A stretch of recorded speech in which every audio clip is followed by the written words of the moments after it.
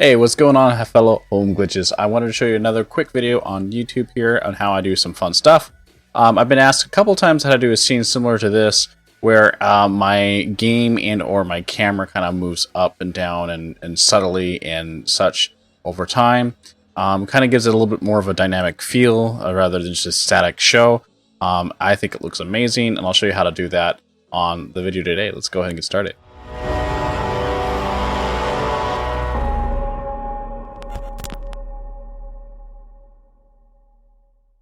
Hey there, welcome to our YouTube series. Here's where we look at anything we do to help you out with your stream. Now, whether that's audio, visual, or brand, I am your man, the Archonaught. I want to show you a quick way how we do dynamic looping animations to give it your stream a little bit of a unique feel over time. I love it. I think it's amazing. Do help me out, though, if this is your first time here on YouTube. Help me out with a thumbs up and subscription. It goes a long way. And then if you haven't seen me yet live on Twitch, you're welcome to follow me when I go live. Come in, ask questions, hang out. It's usually always a good time. With that out of the way, let's go ahead and get into OBS, and I'll show you how I did this little setup. Alright, here we are over in OBS side of things. The first thing I did was I wanted to create a series of things I needed to move. Now, I guess that means my game and my cameras and all that other stuff. So what I did is I set up a separate scene of... Let me see here, I'll show you this. My audio's cut on this, you'll just see the visual, but I'll go to it real fast.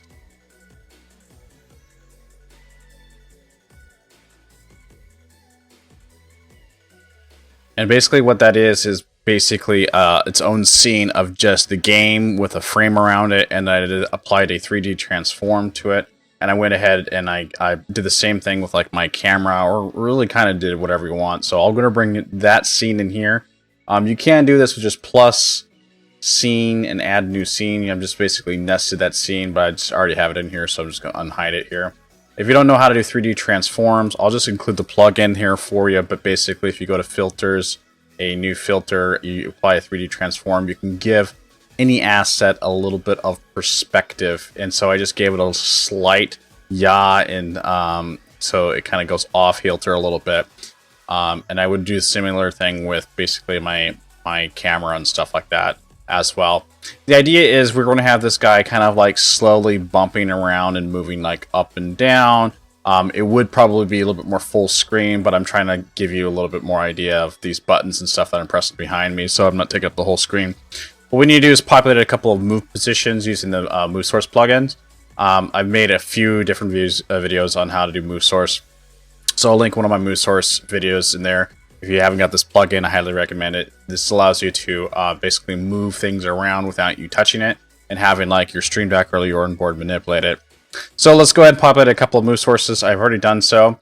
If I go into my scene, right-clicking into filters, you'll see I have a bunch of move sources here, but we're going to go ahead and make one real fast to show you what we're talking about. I'm going to hit plus. We're going to do a new move source. You can label it whatever you want. I want to say GT5 because that's the series that I've been listing already. I have 1, 2, 3, and 4 already. Your source is going to be basically the item that you want to manipulate, which for me is that game with frame is what I called it. Duration. Now, the longer your duration for this, I would think it would be better, probably closer to 10 or 15 seconds. It depends on how many positions you have and stuff. You'll have to play around with it. But for today, we're doing about 5 seconds duration. You can ease in and out. Cubic, doesn't really matter. Play around with what you feel like it works best. Move the item wherever you want it to. You can kind of size it whatever makes sense for you. And then when you're happy with it, you're going to want to hit get transform. That's going to get its current position, size, orientation, all that kind of stuff populated for you in the system. Your start trigger, I've been using when the eye icon in front of the filter is enabled. So when this guy is enabled on the eye icon, it will actually move. And if you see, if I press some of these other ones I've made, it's going to actually move the asset to that situation already for me. And then when we toggle this off, it won't do anything. But then when we toggle this other one on, it will move back to the other system. So that's kind of what we need to be doing, is toggling these filters off and on at random. And that's what we use Leorin board for. So I'm going to go into Leorin board and show you how I set up a random loop for these 4 assets or whatever we want to do here. Okay, so we're over in Leorin board. I'm already connected to OBS. You don't really necessarily have to connect to Twitch and stuff yet for this, but this is just, I already connected because it do it automatically. And this is my main deck down here, but I'm just going to do a blank deck. I've already populated a few things for us, but I'm going to open up and show you what I did. So here I just have 4 different buttons. Basically, these are all position oriented. So if I open up this command, edit commands, you'll see that the scene that I'm manipulating is populated in here. This is a filter change visibility. I'm changing basically all of them off except for one of those filters. So if you find the scene that you have, this is the scene I'm currently manipulating in record mode 1. The filter name, I have GT1, GT2, 2, 3, and 4. All of them are off except for one, and then I'm re-queuing this button. So if you need to, pause the video here so you can kind of see what I've done. There's more than one way to do this, honestly. This is just the one way to make sense for me. So I've done this with all 4 buttons, and you can see this other button here is the same thing, except for it's one of the other filters that I've turned on, and turned off the others. And then the same with this. These are all basically the same, except for they're just different things. And now what I've done also on the bottom is I trigger this other button, 141. If you don't know where button IDs are, if you right-click any button, there's a button ID down here. The 141 button is this. This is how I program my random loop. So I populated a variable. I called it GG4. I don't know why. It could be X. It could be whatever. I wanted to give it a value randomly between 1 and 4. Then I do a compare skip if that variable equals that same number, then skip it. Basically, that's one way to say if it actually equals this, then use this. So it's like double negative, makes the sense. And then I trigger that one button. And then I do that 4 different ways. Again, if that variable equals 2, then I trigger another button. If it equals 3, I trigger another button. If I trigger it at 4, it triggers the other button. It's important that you have your float set to false. That way your integers aren't getting triggered. That way you have true values, true value of 1, 2, 3, 4.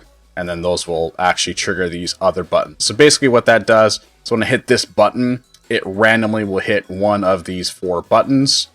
And if I go into this button, it will randomly turn off all of them except for one.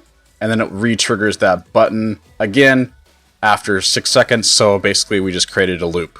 Now what you can do is if you want, you can create another button here to make it a stop loop. Like if you want to turn this thing off or on, you can kind of do so.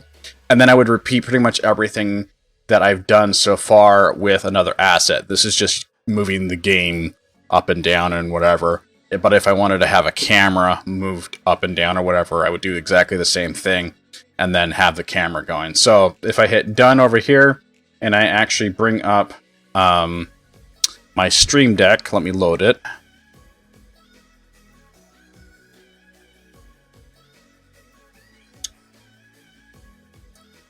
And I need to load Stream Deck number 1. Next, I have these 4 buttons here.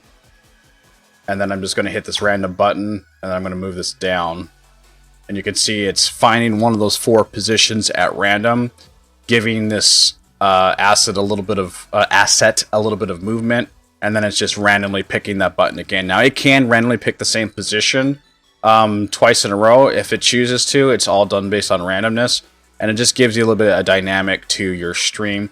Now I probably again would make something a little bit more of a subtle change and a little bit bigger for the game screen, but this is basically what I did to set up my main game screen now.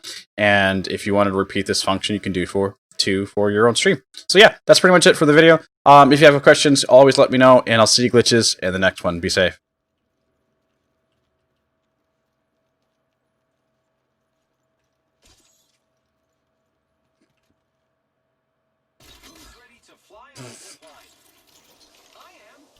My zipline's better. Shut up. No, it's not. Oh my god, that happened. You can't climb outside walls. That's so retarded.